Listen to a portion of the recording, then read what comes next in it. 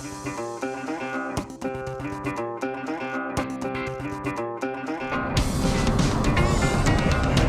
guys, well here we go. It's December 14th.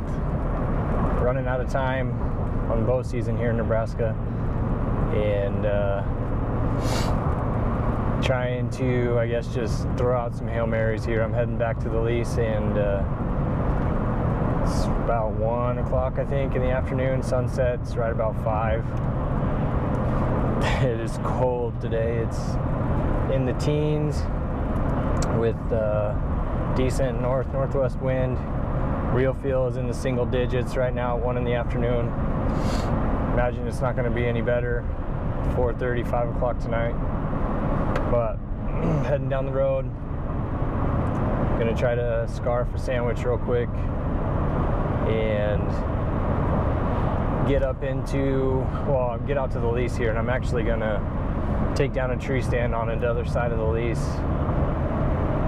so I can use it tomorrow out on public ground probably, and also try to set some coyote traps out in that section real quick before get my gear together and go to the other side of the lease and try to get up in a tree stand that I haven't been in so far this year. Just see if we can catch something moving in the trees. But I'll check in once I get up in the tree stand out there. But wish me luck.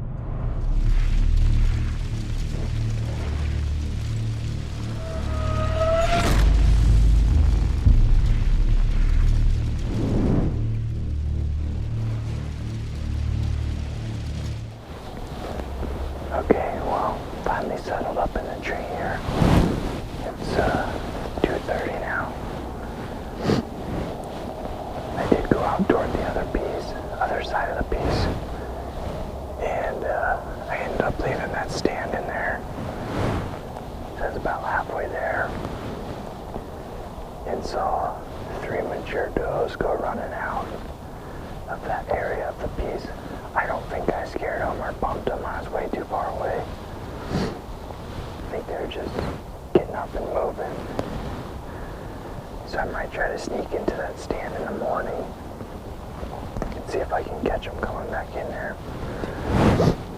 And that's where I see all the coyotes as well, so I didn't end up setting any traps. Because right now priority 1 is getting a deer down with the bow. I can always trap coyotes later. So I'm up here in this leaner stand that I haven't been in this year. It's in a different location, much further south on this tree strip. I don't know that I have a lot of chance down here. I'd probably be pretty lucky if I manage to get one passing through, but back over here is a lot of down trees, and I've seen a lot of does bed up in those down trees. So maybe we'll catch some coming out, moving. We are right on the field edge, basically. I'd like to be maybe a little bit closer to the field edge just to catch a cruiser. But I don't really feel too comfortable in this tree. As you can see, I can't tether. This giant cottonwood is just too big for my tree tether, so I'm just gonna have to move carefully.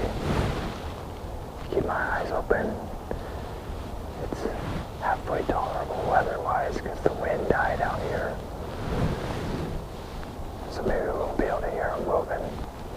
Maybe they're not going to move because it's so quiet now. It's 2:30. We got about 3 hours of legal. So I'm just going to sit down and shut up, and hopefully we get lucky.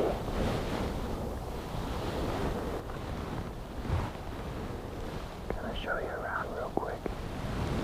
What I can anyway. So you can see back behind my tree here, all the dead timber, down timber right in the middle of this tree strip. It's only maybe 50, 60 yards to the boundary here on the east. back toward the south. The boundary narrows, the tree line. Back to my west here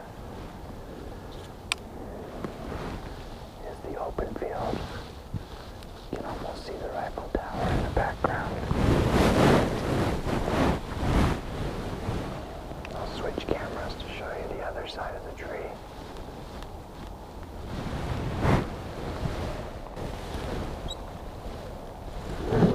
Got this nice little funnel right in front of me.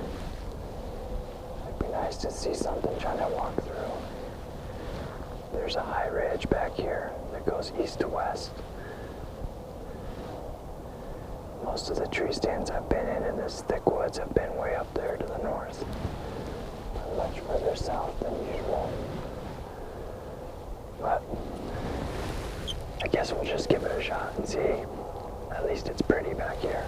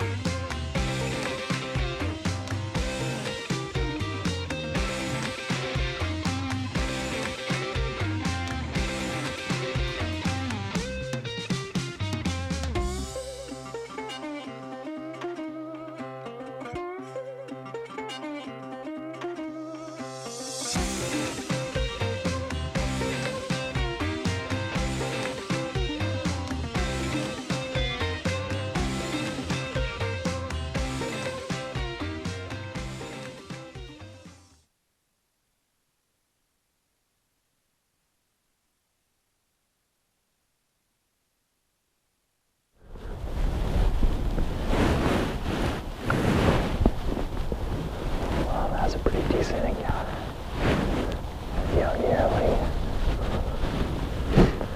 I wish I would have remembered to unplug the mic. So you could have at least heard the leaves crunching. It's pretty loud in this dead timber. But,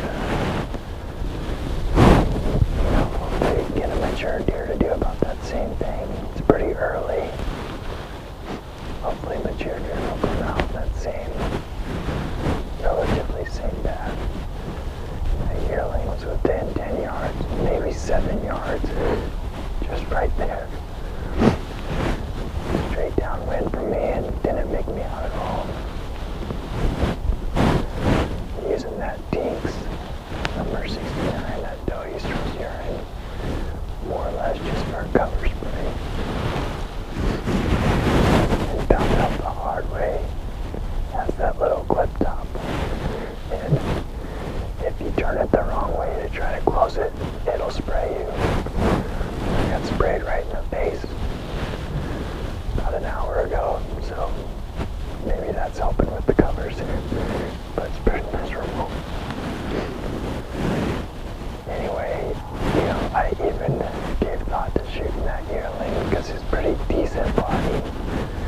Probably would only got 30, 35 pounds of meat off of there at the most.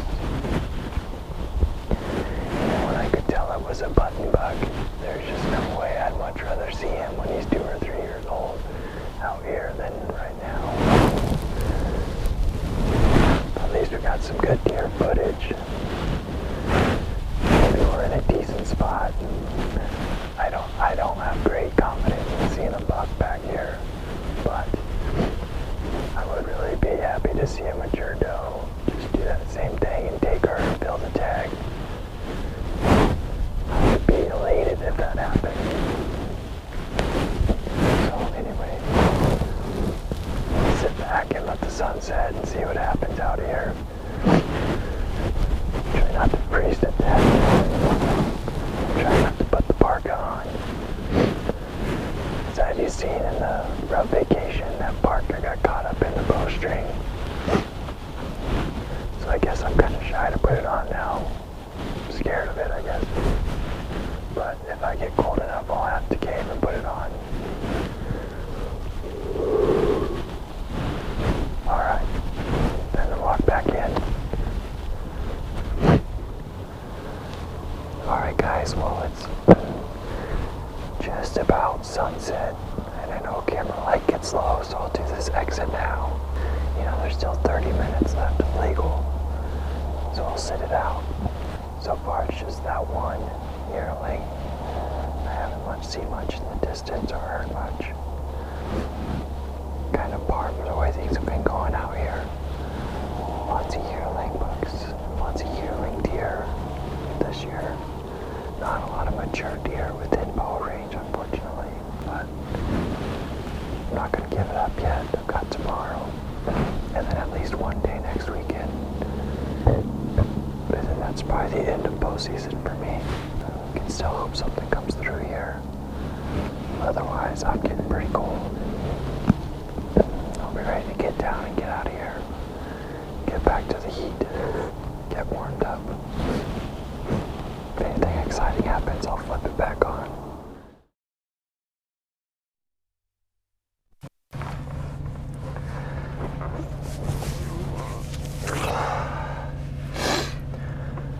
Alright, before I drive home, I'm just going to recap that 15 minutes of chaos there at the very end. I doubt anything was picked up on the camera, on the GoPro, and man, so I am sitting there with 15 minutes left, and I can hear, just sounds like running like crazy through the leaves in the distance, and most of us automatically think deer, but then we realize it's most likely going to be a squirrel. Well, it continues, and I look to my north, and boom, there's that yearling button buck from earlier, and he comes running basically right up to the tree, and I'm trying to, it's 15 minutes left of legal. It's a little dark even off the camera, and if it wasn't for the snow, it'd be really hard to see much of anything. And So I'm looking to make sure that it was that yearling and not a doe that I could take, and then you start hearing more crashing, and that yearling takes off, and you look, and there's a buck coming. And it's not, you know, the same as huge. The buck I showed you during the rut vacation that I missed, it's probably one of the more 2.5-year-olds. It's a decent buck. Decent, probably 4x4. And he comes running in almost full speed from the north, and I'm trying to negotiate around this giant cottonwood.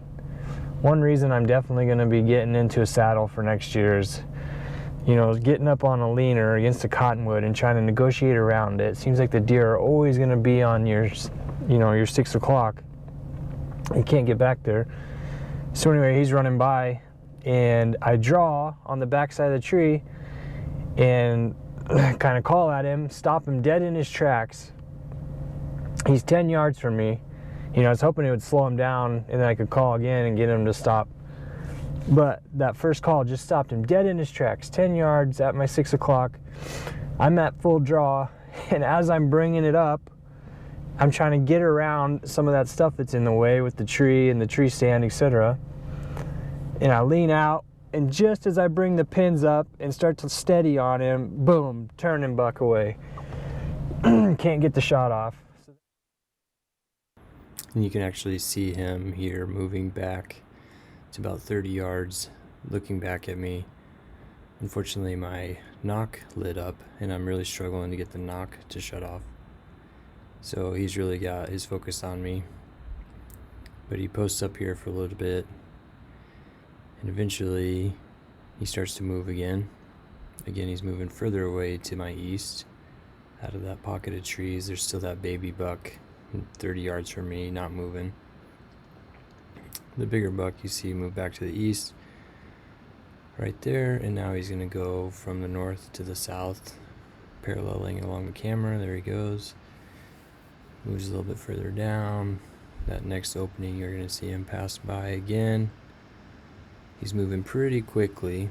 He's still in the midst of fighting with the younger buck, or playing with the younger buck, and at the same time trying to figure out what I am, obviously. It's dead calm, so he can't win me. But he continues to move. Here's that little buck just down from me, so I'm trying to be careful not to bust him either. The bigger buck's going to move here from left to right, right in the middle of your screen. He's going to cross this open lane, which I'm at draw, hoping to get a shot there, but he moves so quick I get no shot off. Continues to work east to west, just completely circling me about 30 to 35 yards away. And again, the younger buck is still posted up right behind me here, and it gets a lot harder to see the bigger buck as he's moving to my south and west along the tree line. He actually works out to the first cut of trees right along the field edge, and begins to move to the north on my west side now. I'm really hoping that as he's moving along this tree line, you can see a nice little opening for me. He's posted up about right here, and I'm hoping to get him into this window for a good 20 to 30 yard shot. Unfortunately, he holds up right where he's at, and that's as far as he's going to come toward that opening. Again, as you can see, I'm really struggling with this knock. I have no idea why. I cannot get it to stay off. If I didn't have his attention anyway, I'm sure that that's really bothering him and getting him to pay attention to me. But you can see I continue to struggle with it. I try to squanch it out by squeezing it. As he's moving, I begin to try to switch arrows actually. And because things have been going so well, you see right here, I actually almost take my face off, trying to put the arrow back in the side of the quiver. It's very cold. My hands are borderline numb. My body's very cold as I'm not wearing much this evening. And obviously things are not going well in this quick hurry moment right at the last shooting light.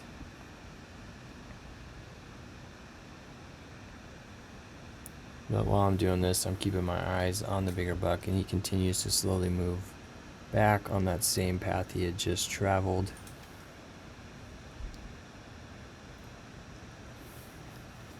He's making his way back to that open lane again.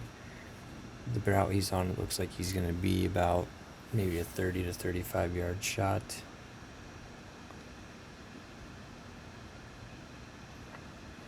Well, what do you know, the knock came back on again on its own. So more attention to myself. But he continues to move along. Obviously a younger buck, not as savvy as an older buck would have been, still trying to figure me out. The baby buck's actually still just standing there watching me as well. Probably get a good laugh out of this. But this is the nature of learning, I suppose.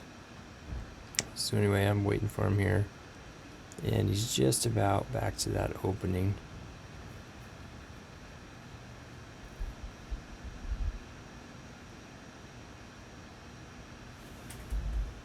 Having ranged this crossing and knowing that I've shot low repeatedly this season, I plan to aim high at 35, and you see, you can't see him here, but I can see him. He's right in that opening. I take a good shot on him. He actually ducks just a little, and I manage to shoot over the shoulder. The ground's so frozen, the arrow actually skips and then sticks into a horizontal down tree. Just the craziest events. Yeah, he kind of ran off and looped around. That little yearling was standing right behind the tree again, you know, 5:45 even. And I had to actually get my headlamp on and shine him a little bit as I was coming down to get him to run off, move away. But it's just so frustrating. I mean, he was at 10 yards and I couldn't get the pin on him in time and steady and get the shot off. He's perfectly broadside. I mean, I took that extra second to make sure I would be good, and that's the extra second he needed to turn and move. But yeah, if I was up in a saddle, I could get around there a lot easier. I could get that shot off. You know, I could draw behind the tree and just swing out and be right on him. But I'm out now. I'm gonna get headed home. I'm gonna come right back in here tomorrow evening. I'm gonna have to decide whether to go get that backpack stand out of the tree on the other part of the property and maybe move a little different spot back in there, or if I'm gonna go right back into that tree stand. We'll see. But at least I know there's still one back in there, and hopefully you can get him doing the same thing tomorrow night and get a shot off at him. But man, such a frustrating year so far, and hopefully it just pays off one of these nights. We'll see. Thanks for checking in, guys. We'll see you tomorrow.